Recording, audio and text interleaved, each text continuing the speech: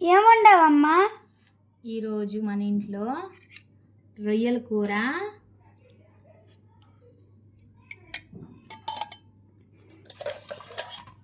పాలకూర పప్పు,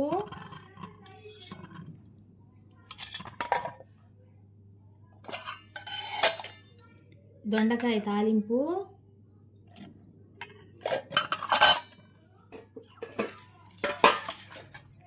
క్యారెట్ తాలింపు,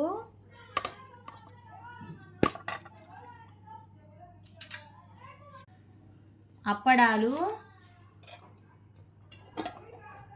వేడి వేడి అన్నం,